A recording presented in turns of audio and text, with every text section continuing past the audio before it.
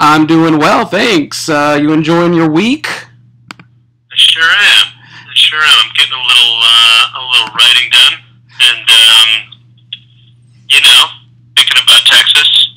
Eck, are you excited about coming to Texas for your show? Yeah, I always have a great time down there. I particularly like the sense of humor that people have down there. Everyone's a great storyteller. Yeah, absolutely. I've been to a few shows here, and the crowd seemed pretty good. Yeah, I've spent a lot of time, quite a lot of time down there actually, because I became friends with Willie Nelson on Dukes of Hazzard, and then we just sort of kept up our friendship. So I've been down to his ranch and sort of hung out down in Austin quite a bit. That's great. I actually have a Willie Nelson story. When I was in college, he played at my college in Kansas, and after the show, I saw his tour bus in the back, and I just went up and knocked on the door, and he invited me in, and we had a good time. That's amazing. It was so great. That's amazing. And I got a picture to prove it, so nobody would not believe me. But he is the nicest guy. He really is. So I guess when was there a moment, a pinpoint moment when you first knew that you wanted to get into comedy and movie making? You know,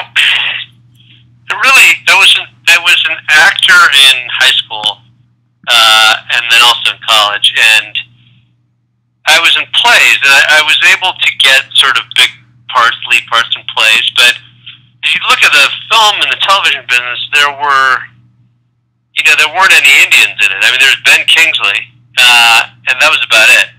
And I figured, casting for movies is not sort of race blind. It just doesn't work. It doesn't really work that way. And so I figured I was going to have to sort of make my own way if I was going to make it in this business. And so I ended up sort of starting a comedy group, and I'm like, fuck it. I always was a big fan of Monty Python, and I had done a little bit of stand-up in Chicago that summer before.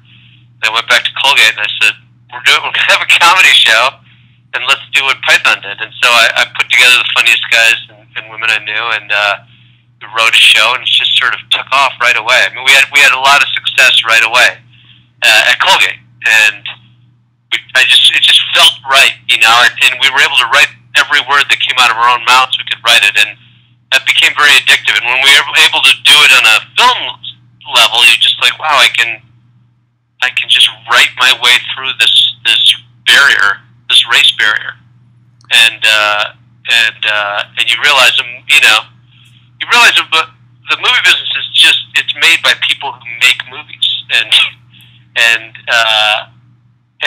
particularly at the time we were coming up in the '90s, it was sort of like there was such a. Are you there? Yeah, I'm here, definitely. There was such a do-it-yourself indie mentality going on in New York that we said, we saw Linklater and Kevin Smith and Eddie Burns and all these guys were like, shit, we can do that. And so we raised some money and made a film and got into Sundance and sold it, and then we made the next one we made was Super Troopers. And then after that, we were in. Yeah. Then we were really in. Absolutely. Because that movie is, I think, reached instant cult status, within that first year. So it's what's it like to have like an instant cult status movie? Like people are going to remember Super Troopers as well as Beer Fest and a few other of your work forever. What's that feel like? I'll tell you, we certainly didn't set out or think that was going to happen. It was just, I can't explain it, really. I can't explain how it happened. I mean, it's fantastic because, among our fans are bartenders and doormen, and where we used to sort of have to struggle with everybody else trying to get in bars, they just open. Everything's open for us. That's and the great. bar never closes. And the bill is, there's almost never a bill.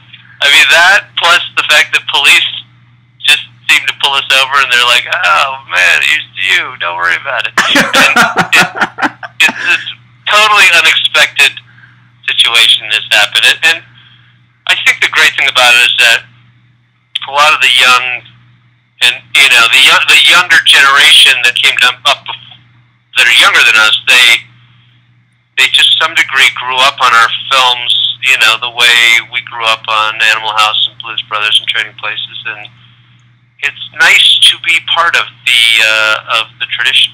Yeah, absolutely. So when you were growing up as a young kid, did you ever perform stand-up or make any movies for your friends or family? And if so, what were they, or what were your routines like? I mean, I did stand-up when I was 19. That was the first time I did it. Okay. Beyond that, I was just, like a lot of people, just wisecracking and making jokes. So, yeah. My parents are Indian, and so we did a lot of, imitations of their accents. And I think at a very young age, that was sort of, I don't know. Of course, I used to I don't know that I was, uniquely, I wasn't one of these children who was obviously he's going to go make movies. I don't think that was the case. I don't even think I knew that. I thought I'd be a doctor. Well, you have a much, I guess you have a much more entertaining career, I guess, right now. I'm certainly grateful for that. Yeah, absolutely. Well, what's the best part about filmmaking for you? What do you look forward to most when you get a project greenlit? I'll tell you, it's a lot. Getting movies greenlit is a lot harder than people think.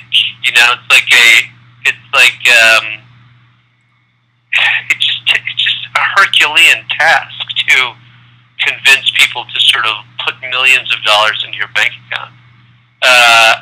And once it happens, all of the sort of artists who work on my movies kind of activate, and it's fun to, a lot of times you use the same people, and you spend time with them again, and you hang out with the DP and play ping pong and talk about shots, and you hang out with the wardrobe people, and sort of, you do you pick wardrobe and pick outfits, and, and it's just a lot of fun. You drive around in vans, and you pick locations, and you start to sort of, the thing starts to come alive for you. So it's exciting, it's exciting, and it would be nice if you could do it more, but, there are a lot of people trying for the same dollars out there.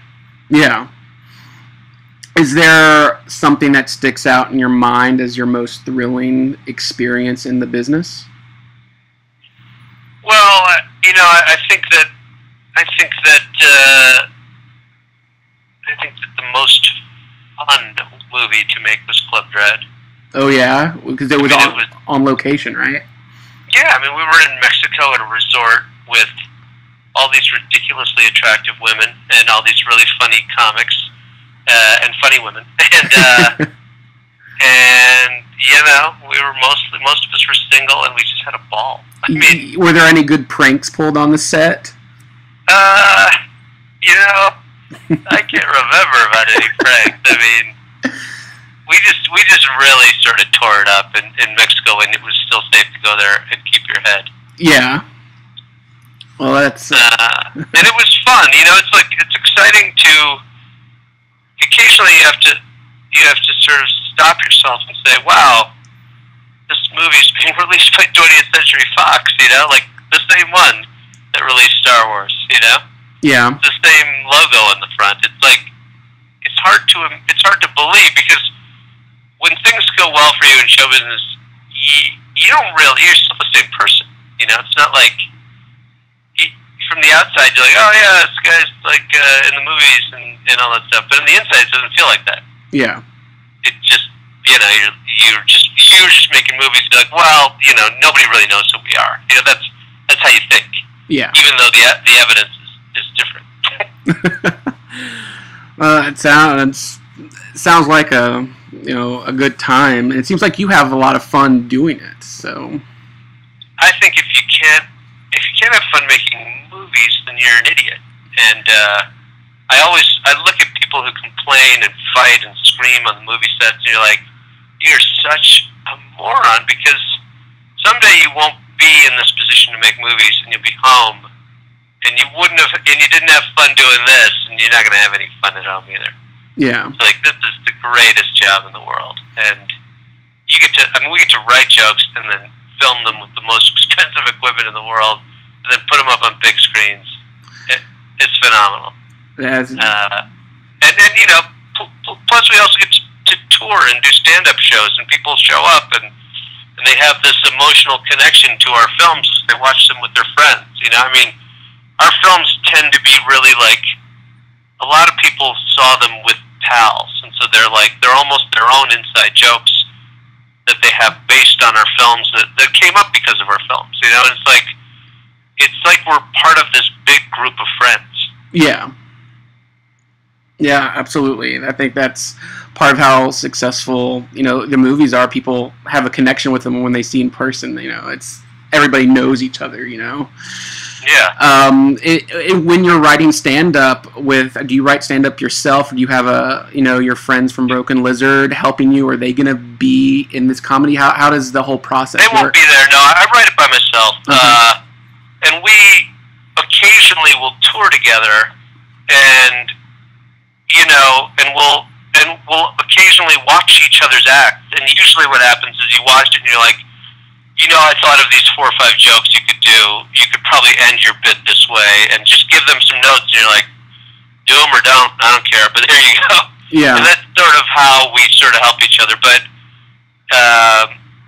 we're our own sort of little comedy circle, so we don't. You know, I occasionally will go up with in LA with random comics, and I don't think any of them feel comfortable enough to tell me what they think I should really do. Okay. Which would be nice. I would love to hear it. Absolutely, yeah. But you know, I don't tell them either. I just think, God, I love the show. But besides the comedy genre, which you're, you know, a genius at, is there at any other time been another genre you want to tackle, acting or directing wise? Well, I'm actually writing. I started writing a novel, and it's about my sort of 4 high school years. And the great thing about it is that I don't quite know how to do it, and there's no. There's probably some formula. For example, I understand the formulas of television writing, film writing, and stand-up. I understand, you know, the basic formulas of how those things work. I can sit down and write stand-up jokes about a topic. But when you're writing a novel, it is so massive and so diffused, it seems, and I don't know what the patterns are yet. So it's exciting. Because I'm just sort of writing things, and I'm like, I don't know if that should be in the novel, but it is now, and it's kind of fun. It's like being new to something again. Yeah, I've directed 50+ television shows, so I don't. When I'm directing something, I'm not nervous. I'm not concerned that I don't know how to do it.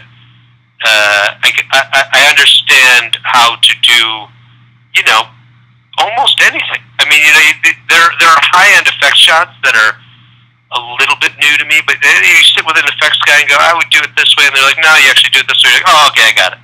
Yeah. But you can't. I don't know many writers. I know like a couple of them that are novel writers, and I've talked to them about structure, and they're like, well, that's the whole game, you know, trying to figure out how to organize your thoughts and how to, you know, pay them off.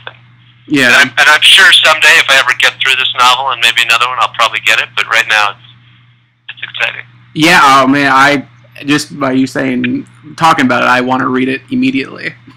Yeah. So yeah, you worked on TV shows. I'm a big fan of The Loop and a big fan of Arrested Development. Were you involved in this most recent Netflix Arrested Development, or will be involved in a future season? No, you know, Mitch Hurwitz and this guy Troy Miller co-directed all of them. I mean, you know, back when we were shooting them, Mitch always said, "Oh, I want to direct." I said, "You should do it, man. You should come out and direct." And he goes, I don't know. And he didn't direct any of the original Arrested, as far as I remember, but at least in the first 2 years. But I heard he was going to do this, and I said, oh. I know he directed some of his other shows called, I don't know, he did one with Will Arnett about a rich guy. Yeah, I remember that one, yeah. I think he directed 1 or 2 of those, and And so he decided, understandably, that he wanted to do all of these, and so he did. And I would do that too. I mean, I have a television show that I've written, and I'm trying to get going. And in my dream, I would direct all of them. Yeah. That may be a fantasy, but it's nice to sort of think of the joke, write the joke, and then shoot the joke the way it was meant to be shot. Yeah. No, that's. Like I said, I'm a huge fan of yours. So. Thank you. What are some artists, comedians, musicians, filmmakers that have helped you shape your creative life? Well, it's besides, I guess, Monty Python. Yeah, I mean, they're all I consider myself a sort of disciple of John Landis. Yeah, his brothers. Good stuff. Because he made films that they looked like dramas, but they were just comedies. They were, if you took the jokes out, they would still be interesting looking films. And he instead of blasting all the lights on, he shot them with art. And that's why we've got darkness in films like Club Dread and Beer Fest, and because there was this opinion in the 80s, I think, that you just need to crank the lights on and then everybody will be in a funny mood. Yeah. The truth is, movies, funny movies are like any movies. You need to sort of go on a journey, and within the context of the moment, you'll find it funny, and the way to make that the best thing is to light it like it really is, Yeah, absolutely. Like American Werewolf in London was a comedy horror, just like Club Dread, comedy horror. Yeah, what a great film. Yeah. What a great film. Landis. I mean, I was a big Richard Pryor fan. Certainly, Steve Martin. Oh, yes. More recently, Quentin Tarantino. Okay. I'm a huge fan of his, and luckily he saw our first film in Austin at the South by Southwest Film Festival and became a huge Broken Lizard fan. And he's a big Super Troopers fan. He put a reference to Beer Fest into Inglourious Basterds. The guy who wears all black, the Nazi who wears all black, who goes into the basement bar. Yeah. He's drinking his beer out of a boot. Oh, and, awesome. NPR, he mentioned, oh yeah, that's my homage to Beer Fest. Oh man, what did you do when you found that out? I haven't seen Clinton's. I don't think. I mean, we chat every now and then on the phone, and I see him here and there, but I haven't talked to him about that. I just heard about it. Oh man, we need to campaign for you to get in the next Tarantino film. I auditioned for Death Proof. Really?